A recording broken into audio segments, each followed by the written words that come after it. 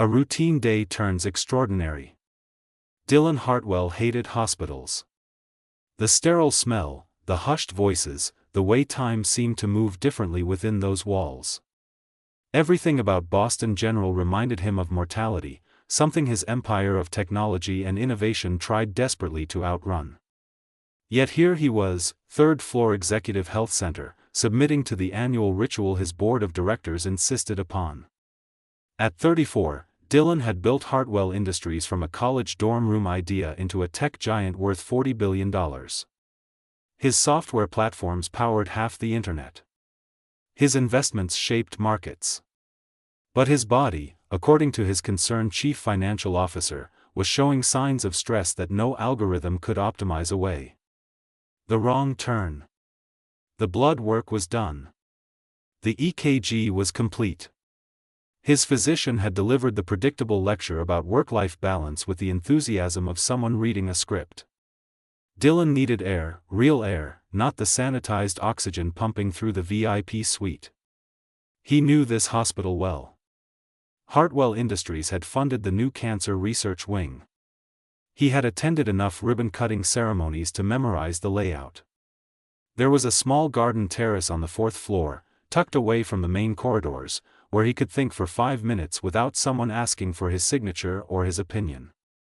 He bypassed the elevator and took the stairs, his Italian leather shoes silent on the concrete steps. But somewhere between the third and fourth floor, his mind wandered to the quarterly projections waiting on his desk, and he pushed through the wrong door. The hallway he entered was nothing like the quiet luxury of the executive wing. Fluorescent lights buzzed overhead. The linoleum floors were scuffed from years of foot traffic. Voices echoed, families clustered in waiting areas, and the distinctive sound of crying children filled the air. He had stumbled into the pediatric clinic. The sound that stopped time. Dylan was about to turn back when he heard it. Not just any crying, but a particular wail of infant distress that seemed to pierce through every other sound in the corridor. He found himself walking toward it, drawn by something he could not name. The reception area was crowded. Parents juggled insurance cards and fussy toddlers. A teenager scrolled through his phone while his leg bounced nervously. And there, at the main desk, stood a woman who made Dylan's heart forget how to beat. She was turned slightly away from him, her dark hair pulled into a messy ponytail. She wore faded jeans and an oversized cardigan that had seen better days. In her arms, secured in a baby carrier against her chest, a tiny infant screamed with the fury of someone who had reached the absolute end of their patience. The woman was trying to fill out paperwork with one hand while bouncing rhythmically, her other hand rubbing soothing circles on the baby's back. The pen slipped from her fingers and clattered to the floor. "I'm so sorry," she said to the nurse, her voice cracking with exhaustion. "He's been crying for an hour. I can't seem to calm him down." That voice. Dylan Hartwell had heard thousands of voices in boardrooms, at conferences, in negotiations. He had learned to read tone, to detect lies, to assess confidence. But this voice bypassed all analysis and went straight to a part of his brain that he thought he had successfully locked away 18 months ago. Recognition strikes. "Mia," he whispered, the name escaping before he could stop it. She froze. Her whole body went rigid. The hand that had been reaching for the fallen pen stopped mid-motion. For 3 heartbeats, neither of them moved. Then, slowly, as if she was hoping desperately that she had imagined his voice, Mia Rivers turned around. Their eyes met across 15 feet of crowded waiting room, and the world stopped. She looked different. The vibrant energy that had first attracted him was dimmed, replaced by exhaustion so profound it seemed to emanate from her bones. Dark circles shadowed her eyes. Her cheeks were hollow. But it was unmistakably her. The woman he had loved. The woman who had disappeared without explanation, taking a piece of his soul with her. "Dylan," she breathed, and the word came out like a prayer and a curse combined. He moved toward her without conscious thought, weaving between chairs and strollers. The baby in her arms was still crying, its tiny face red with effort. Dylan's gaze dropped to the infant, and several things registered simultaneously. The baby was young, maybe 8 or 9 months old. The baby had a shock of dark hair, almost black. And when the baby's face turned toward him, squinting through tears, Dylan saw eyes that were an unusual shade of gray-green, the exact genetic anomaly that ran in the Hartwell bloodline. The impossible question. Whose baby is that? Dylan heard himself ask, though he already knew. The math was brutally simple. 18 months since Mia vanished. 9 months of pregnancy. An 8-month-old infant. Mia clutched the baby tighter, her knuckles white. Dylan, I can't do this here. Whose baby, Mia? His voice was harder now, the voice that made competitors nervous in negotiations. But his hands were shaking. A nurse called out, Rivers? Noah Rivers? We're ready for you. Noah. The baby had a name. Dylan felt like he was watching the scene from outside his body, seeing himself standing in a pediatric clinic, staring at the woman who had broken his heart, holding an infant who had his family's distinctive eyes. Is he mine? The question came out raw, stripped of all the sophistication and control that usually characterized Dylan Hartwell. Mia's eyes filled with tears. The baby, Noah, chose that moment to stop crying, as if sensing the shift in his mother's emotional state. In the sudden quiet, Mia's whispered response was clearly audible. Yes. The single word detonated in Dylan's chest. He had a son. A son he had never known about.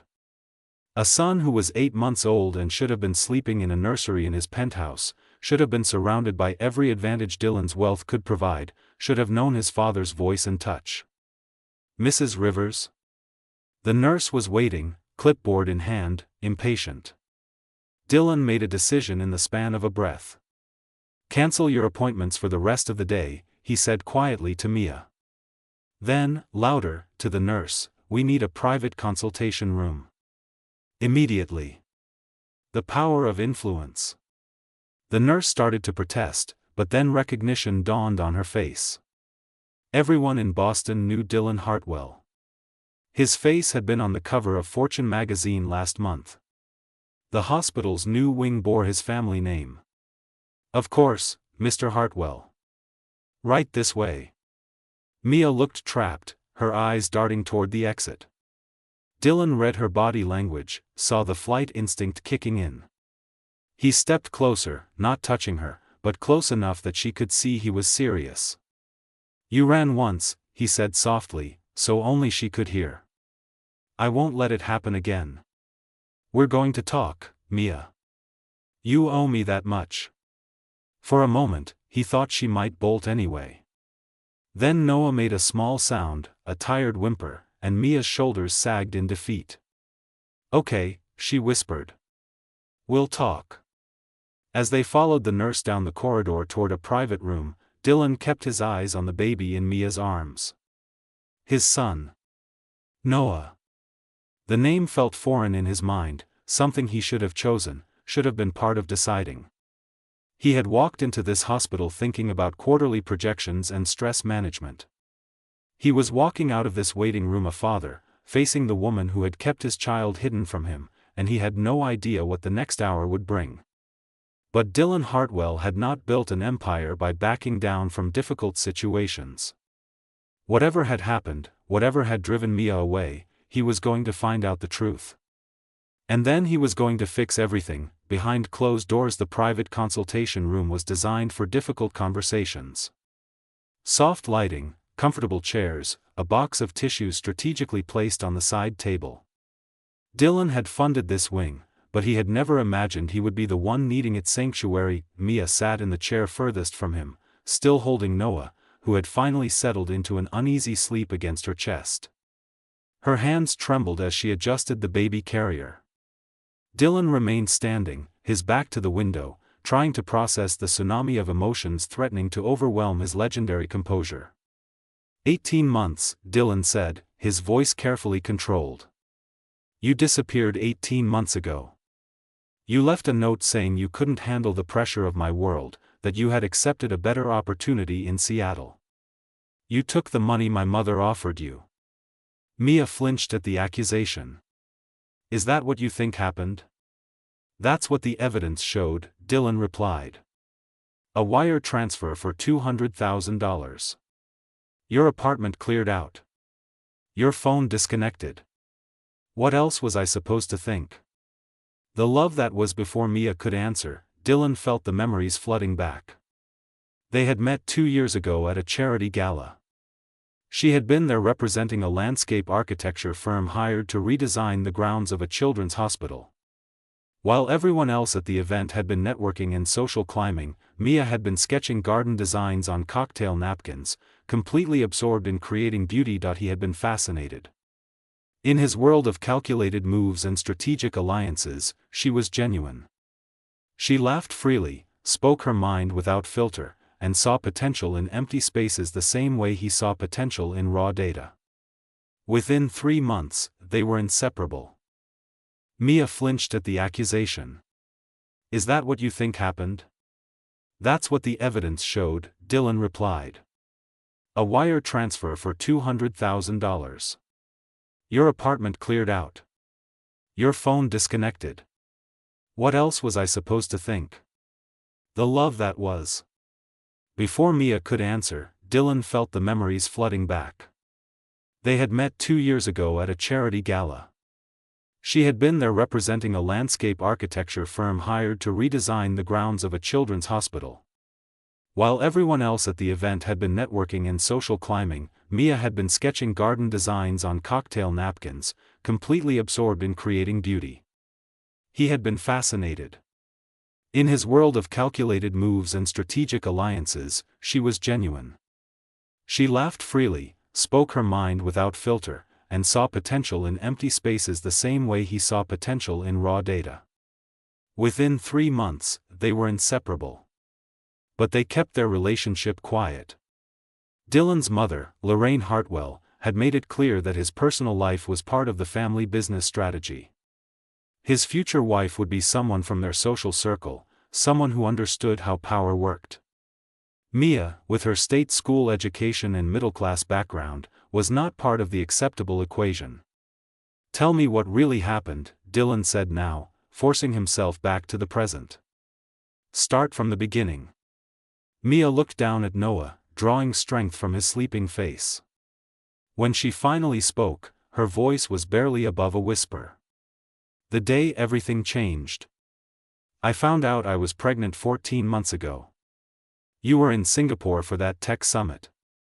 I was terrified but also happy. I thought we would figure it out together. I was going to tell you the night you got back. Dylan remembered that trip. He had cut it short because of a storm delay, arriving home a day late. When he finally made it to her apartment, she was gone. But I never got the chance to tell you, Mia continued. Because the morning after I took the pregnancy test, I got a call from your mother's assistant. A formal summons to the Hartwell estate. I should have known something was wrong, but I was naive. I thought maybe she wanted to plan a surprise for your birthday. Dylan's jaw tightened. He knew his mother's tactics. Lorraine Hartwell did not do surprises. She did strategic strikes. When I arrived, she was waiting in her office. That room with all the marble and the view of the harbor. Jessica Drake was there too.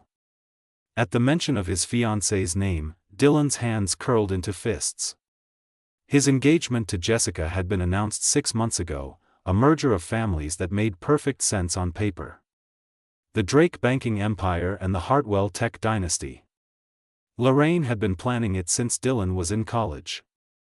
Jessica was supposed to be in London, Dylan said. She came back early, Mia replied. Your mother told me that I was a problem that needed to be solved. She offered me money to disappear. $200,000 to walk away and never contact you again. The cruelty of power. Mia's voice grew stronger as she continued, the memory giving her a bitter energy. I refused. I told her I was pregnant with your child. I told her we loved each other. I thought that would change things. Dylan closed his eyes, already knowing it would not have changed anything. If anything, it would have made his mother more determined. That's when Jessica spoke up, Mia said. She had been quiet until then, just watching with this cold smile. She told me that no court would believe me. That I was a nobody trying to trap a billionaire. That they would bury me in legal battles until I had nothing left. Then your mother made it personal. She said she had already started targeting my father's business. Small things at first. Permits delayed. Contracts mysteriously cancelled. She made it clear that if I did not take the money and leave, my family would lose everything they had worked for. Dylan felt sick. This was exactly the kind of ruthless strategy his mother employed in business. He had seen her destroy competitors with the same calculated precision. He had just never imagined she would use those weapons against someone he loved. The attack. I left the estate in shock, Mia continued, her voice beginning to shake. I was standing on the sidewalk outside the gates, trying to call a taxi. I was crying, trying to figure out what to do. And then I heard a car engine. She paused, her hand instinctively moving to protect Noah. It was Jessica driving. Your mother was in the passenger seat. The car came toward me fast. I thought they were just leaving, but then Jessica swerved. The car jumped the curb. Dylan's blood ran cold. She did not hit me directly. But the front tire came onto the sidewalk right where I was standing. I jumped back and fell, hard. I hit the wrought iron fence. The impact was on my lower back and side. Tears were streaming down Mia's face now. I felt something tear inside me. There was pain and then blood. Jessica and your mother, they just sat there in the car for a moment. I saw Jessica smile. Your mother said something to her. Then they drove away. The choice no one should make. I did not go to your hospital. I was too scared. I went to a public clinic across town. The doctor said I had a placental abruption.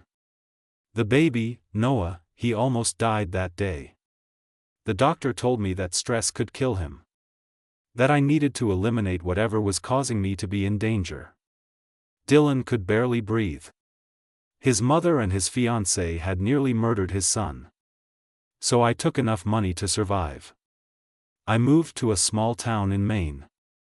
I worked remotely, saved every penny. I had a high-risk pregnancy. Every day I was terrified I would lose him. When Noah was born, it was the happiest and saddest day of my life. Happy because he survived. Sad because his father did not even know he existed. Why didn't you tell me? Dylan asked, though he already knew the answer. Because they're your family, Mia said simply. Jessica was your fiancée. Lorraine is your mother. I was just the girl you were dating in secret. Who would you have believed? The question hung in the air. Dylan wanted to say he would have believed her, but he had believed his mother's story. He had seen the wire transfer and assumed Mia had sold him out.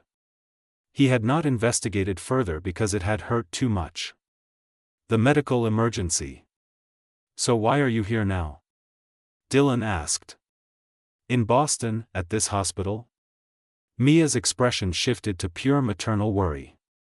Noah has a heart arrhythmia. It showed up 2 months ago. The doctors in Maine referred me to a pediatric cardiologist here. Dr. Patricia Wong is one of the best in the country. This appointment today was supposed to be a quick follow-up. We were going to drive back tonight. Dylan looked at his son, sleeping peacefully now, and felt a surge of protective fury unlike anything he had ever experienced. Noah had a heart condition, and Dylan had not been there for the diagnosis, the worry, the sleepless nights. What's the prognosis? He asked, forcing himself to focus on what mattered. Dr. Wong thinks it's manageable with medication. He might need a minor procedure when he's older, but she's optimistic. The appointment today was to adjust his medication dosage. Dylan pulled out his phone. I'm calling Dr. Wong right now. I want a full briefing on Noah's condition. Then I'm setting up accounts to cover all his medical expenses. He'll have the best care available. Dylan, I can't accept. This isn't about you, Dylan interrupted, his tone sharp. This is about my son getting everything he needs. You don't get to refuse that. Mia looked like she wanted to argue, but exhaustion won. Okay. The reckoning begins. Dylan made 3 more calls in rapid succession. First, to his head of security, instructing him to pull surveillance footage from the area near the Hartwell estate from 14 months ago. Second, to his personal attorney, instructing her to begin drafting documents to terminate his engagement to Jessica Drake. Third, to his executive assistant, scheduling an emergency board meeting. Mia watched him work, seeing the man who had built an empire taking control of the situation. When he finally put the phone down, his expression was granite. You and Noah are moving into my penthouse tonight. My security team will pack up your things in Maine and have them shipped. You're not going back there. Dylan, I don't think that's a good idea. I don't care what you think is a good idea, Dylan said, his voice rough with emotion. For 14 months, you've been doing this alone. You've been protecting our son from my family. Now it's my turn. I'm going to protect both of you. He moved closer, close enough that she could see the pain in his eyes. I failed you, Mia. I didn't protect you when it mattered. I let my mother and Jessica hurt you and nearly kill our child. I will spend the rest of my life making that right. It wasn't your fault, Mia said softly. Yes, it was, Dylan replied. I knew what my mother was capable of. I knew Jessica was ruthless. I should have protected you better. I should have fought harder for us. Instead, I hid our relationship like it was something to be ashamed of. Noah stirred in his sleep, making a small sound. Both parents looked at him, united in their focus on the tiny life they had created. What are you going to do? Mia asked. Dylan's expression was cold, calculating. I'm going to do what I should have done 18 months ago. I'm going to choose you. I'm going to choose our family. And I'm going to make sure that no one ever threatens either of you again. The confrontation. 24 hours after finding Mia and Noah at the hospital, Dylan Hartwell walked into the boardroom of Hartwell Industries with the focused intensity of a man on a mission. The emergency meeting he had called was already causing ripples through Boston's business community. Rumors were flying, stock prices were fluctuating, and his phone had been buzzing non-stop with calls from concerned investors.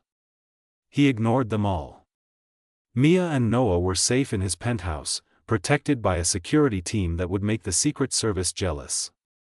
Dr. Patricia Wong had made a house call that morning, adjusting Noah's medication and pronouncing him healthy. Dylan had spent the night on the couch, watching his son sleep in the portable crib they had hastily purchased, still trying to process the reality that he was a father. Now it was time to deal with the people who had tried to destroy his family. The boardroom was packed. His mother, Lorraine Hartwell, sat at the head of the table where she always positioned herself, her silver hair perfectly styled, her expression one of controlled irritation at having her schedule disrupted. Jessica Drake sat 2 seats away, looking confident and beautiful in a designer suit, clearly assuming this meeting was about wedding planning. They had no idea what was coming. The evidence speaks. Thank you all for coming on short notice, Dylan began, his voice calm and professional. He stood at the presentation screen, a remote control in his hand. I've called this meeting to address several urgent matters regarding the leadership and direction of this company. Lorraine's eyes narrowed. Dylan, if this is about the merger timeline with Drake Industries, we've already discussed. This has nothing to do with any merger, Dylan interrupted smoothly. This is about criminal assault, conspiracy, and the attempted murder of my son. The room went dead silent. Jessica's confident expression faltered. Lorraine's face became a mask of stone. Dylan clicked the remote. The screen behind him lit up with surveillance footage. 14 months ago, on October 15, Mia Rivers was summoned to the Hartwell estate. She was 3 weeks pregnant with my child at the time, though I was not yet aware of this fact. He clicked again. The footage showed Mia leaving through the front gates, clearly distressed. She left this meeting upset. According to her testimony, she had just been threatened by my mother and by Jessica Drake. Another click. The camera angle switched to a street view. The timestamp showed Mia standing on the sidewalk. Then a black luxury sedan, clearly visible, swerved toward her.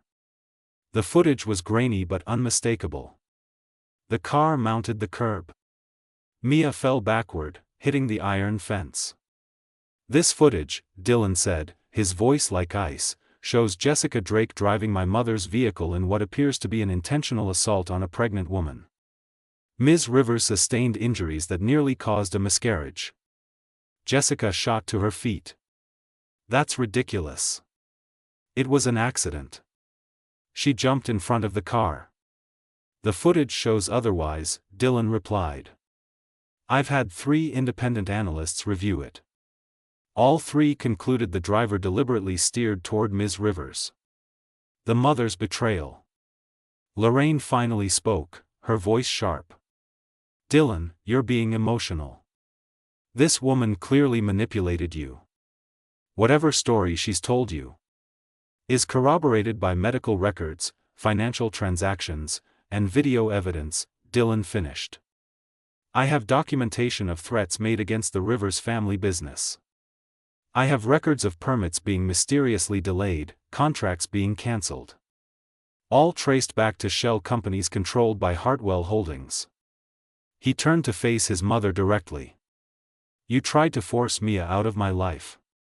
When she refused, you orchestrated an attack that nearly killed my son. Then you helped Jessica cover it up. The other board members were shifting uncomfortably. Several were reaching for their phones, already calculating how this scandal would affect the company. Your son? Lorraine's voice was carefully controlled, but Dillon could see the calculation in her eyes. She was already trying to figure out how to spin this. You have a child? I have an 8-month-old son named Noah, Dillon said clearly. He has a heart condition that requires ongoing medical care. He's been living in poverty in Maine because his mother was terrified to return to Boston. Terrified of you. He clicked the remote again. The screen showed financial records. This is the $200,000 you wired to Mia Rivers. You told me she took a bribe to leave. In reality, she took survival money because you had destroyed her father's business and threatened worse if she stayed. Breaking the chains. Jessica tried a different approach, her voice softening. Dillon, darling, you have to understand. We were trying to protect you. This woman was clearly trying to trap you with a pregnancy. We were looking out for your best interests. My best interests, Dillon repeated slowly. You tried to kill my child and you call that my best interests? He walked around the table, stopping in front of Jessica. Our engagement is terminated, effective immediately. My lawyers have already drawn up the paperwork. You'll receive a copy this afternoon. Jessica's face flushed with anger. You can't just break our engagement. Our families have contracts. Agreements. Which my legal team is currently reviewing for any clauses related to criminal assault and attempted murder, Dillon replied. I'm fairly certain those provide grounds for immediate termination. He turned to address the full board. I'm also announcing my intention to remove Lorraine Hartwell from her position as board chair and from all executive roles in this company. A formal vote will be held at next month's regular meeting. The room erupted. Board members talking over each other. Lorraine's face had gone pale with rage. Jessica was shouting something about lawsuits. Dillon raised his voice. Anyone who wishes to oppose this motion should know that I'm prepared to release all evidence to the media and to the district attorney's office. This company will survive the scandal. My mother's reputation will not. The mother's last stand. Lorraine finally lost her composure. She stood, slamming her hands on the table. You would destroy this family over some common girl and her bastard child? The word hit Dylan like a physical blow. But instead of rage, he felt a cold clarity settle over him. That bastard child, he said quietly, is your grandson. His name is Noah. He has my eyes and your late husband's smile. He loves to laugh when you make silly faces. He's learning to clap his hands. And you will never, ever meet him. Lorraine's expression cracked, just for a moment. Dylan saw something that might have been regret flicker across her face. But it was gone too quickly. You're making a mistake, she said coldly. That woman will bleed you dry. She'll take everything you have. The only people who tried to take from me are standing in this room, Dylan replied. Mia asked for nothing. She survived alone, protecting my son, because you made her believe she had no other choice. He looked around the boardroom at the faces of people who had worked with his family for decades. This company was built on innovation and integrity. My father believed that. I believe that. What happened to Mia Rivers was neither innovative nor did it have any integrity. It was cruel, criminal, and unforgivable. The path forward. Dylan gathered his materials. The vote will happen in 30 days. In the meantime, I'm taking a leave of absence to focus on my family. Chief Operating Officer Randall Thompson will handle day-to-day operations. He walked toward the door, then paused. One more thing. I'm establishing the Noah Rivers Hartwell Foundation. It will provide support for single mothers facing harassment or threats from powerful families. The initial funding will be $50 million. I encourage all of you to consider whether you want to be part of a company that protects families or destroys them. As he left the boardroom, he could hear the chaos erupting behind him. His phone was already buzzing with calls from reporters, board members, and business associates. He ignored them all. He had one destination in mind. Coming home. When Dylan walked into his penthouse, the first thing he heard was laughter. Not his practiced, professional laugh that he used in meetings, but genuine, uncontrolled laughter. He followed the sound to the living room. Mia was sitting on the floor, her hair falling loose around her shoulders, wearing one of his old t-shirts. Noah was propped up on a blanket in front of her, and she was playing peekaboo with him. Every time she revealed her face, Noah would burst into delighted giggles, his whole body shaking with joy. Dylan stood in the doorway, watching them. This was what his penthouse had been missing. Not expensive art or designer furniture, but life. Love. Family. Mia looked up and saw him. Her smile faded, replaced by concern. How did it go? I burned a lot of bridges, Dylan said, crossing to sit beside them on the floor. But I built one that matters. Noah, seeing a new face, stopped giggling and stared at Dylan with serious eyes. Dylan stared back, still getting used to the idea that this tiny person was his son. Can I hold him? Dylan asked. Mia carefully transferred Noah into Dylan's arms. The baby was heavier than yesterday, or maybe Dylan was just more aware of the weight of responsibility. The apology. I'm sorry, Dylan said, looking at Mia over Noah's head. For not protecting you. For not fighting harder. For believing the worst instead of trusting what we had. Mia's eyes filled with tears. You didn't know. I should have known, Dylan insisted. I knew my mother was ruthless. I knew Jessica was calculating. I should have seen it coming. Instead, I hid our relationship like I was ashamed of you. I let them think you were disposable. You're not responsible for what they did, Mia said firmly. They made their choices. Noah reached up and grabbed Dylan's finger, holding it with surprising strength. Dylan looked down at his son and felt something shift in his chest. The pressure that had brought him to the hospital for a checkup was gone, replaced by something else. Purpose. Clarity. The question. I need to ask you something, Dylan said. And I need you to be honest. Do you still love me, or did they destroy that too? Mia was quiet for a long moment. Noah started to fuss, and she reached over to adjust his position in Dylan's arms, her hand brushing his. I never stopped loving you, she finally said. Even when I was angry. Even when I was scared. Even when I thought I'd never see you again. I loved you through all of it. Dylan felt something break open inside him. I never stopped either. These 18 months felt like living in black and white. You were the color. That's very poetic for a tech billionaire, Mia said, but she was smiling through her tears. I had a lot of time to think, Dylan replied. Mostly about how badly I messed up. About second chances. About whether I deserved one. We both messed up, Mia said. I should have trusted you enough to tell you the truth. I should have fought instead of running. You were protecting our son, Dylan corrected. That's not running. That's the bravest thing you could have done. Building something new. Noah had fallen asleep in Dylan's arms, his tiny chest rising and falling with peaceful breaths. Dylan was terrified to move, afraid he might wake him. What happens now? Mia asked quietly. Now, Dylan said, we figure out how to be a family. We take it slow if you need to.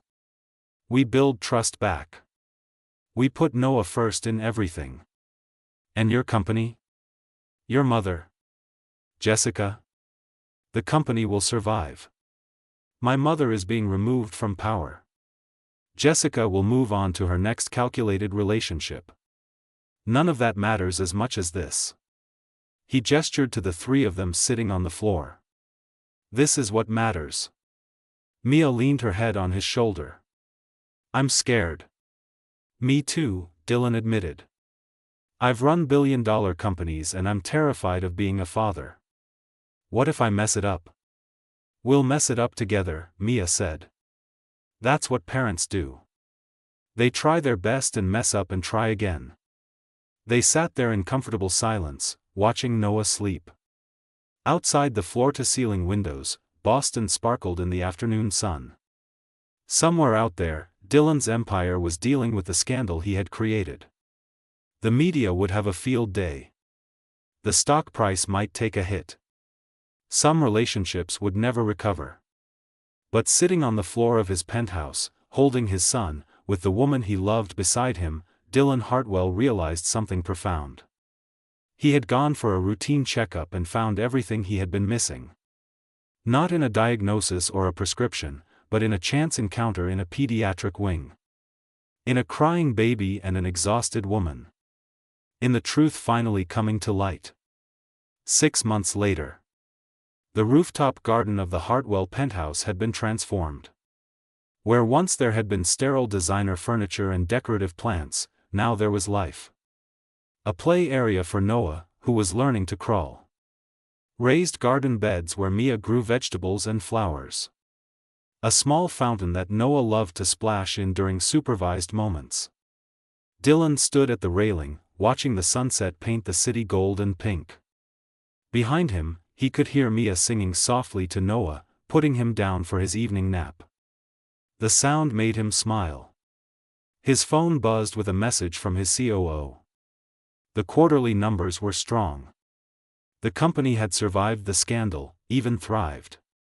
Turns out investors liked a CEO who chose family over ruthless ambition. It made him seem human. Lorraine had been voted out of her position. She had not reached out, not even to meet her grandson. Dylan felt sad about that, but not guilty. He had given her a choice. She had chosen pride over family. Jessica had married someone else, a merger that made all the business pages. Dylan wished her well from a distance. Some bridges were better left burned. Mia emerged from the nursery, her hair pulled back, wearing jeans and one of his button-down shirts. She looked tired but happy. Real happiness, not the performative kind he had seen in his old life. "He's asleep," she announced. "We have maybe an hour before he wakes up hungry." Dylan pulled her into his arms. "What should we do with a whole hour?" "We could eat actual food at an actual table," Mia suggested. "Revolutionary concept." "Or," Dylan said, reaching into his pocket, "we could do this." He pulled out a small velvet box. Mia's eyes went wide. "Dylan." "Wait," he interrupted. "Let me say this right. 18 months ago, I failed you. I wasn't brave enough to defend our love. I let other people dictate our future. I'm not making that mistake again." He opened the box. Inside was a ring, simple and elegant. Not the massive diamond his mother had insisted he buy for Jessica. This was different. Personal. "Mia Rivers, you are the strongest, bravest, most incredible person I know. You protected our son when I couldn't. You survived when others would have given up. You gave me a second chance I didn't deserve. Will you marry me?" Mia looked at the ring, then at him, then toward the nursery where Noah slept. "Are you sure?" she asked. "Really sure? Because this time, there's no hiding. No secret relationship. It'll be public. Messy. People will have opinions." "I'm counting on it," Dylan said. "I want everyone to know that you're mine and I'm yours. I want Noah to grow up knowing his parents chose each other, chose him, chose love over convenience." Mia smiled, the smile that had first captured his heart 2 years ago in a ballroom when she was sketching gardens on cocktail napkins. "Yes," she said. "Yes, I'll marry you." As Dylan slipped the ring onto her finger, as they kissed in the golden sunset light, as the city spread out below them full of possibility, he thought about the strange journey that had brought them here. A routine checkup. A wrong turn. A crying baby in a hospital corridor. Sometimes the universe gives you exactly what you need in the most unexpected package. And sometimes, if you're very lucky, you get a second chance to do everything right. Noah's cry echoed from the nursery. They both laughed. "So much for an hour," Mia said. "I'll get him," Dylan offered. "You relax." As he walked toward his son's room, toward the sound of that demanding cry, Dylan Hartwell realized he had finally found his purpose. Not in building empires or accumulating wealth. But in this. In being present. In showing up. In loving fiercely and protecting fearlessly. He had gone for a checkup and found his heart. And it had been crying in a pediatric wing, waiting for him all along.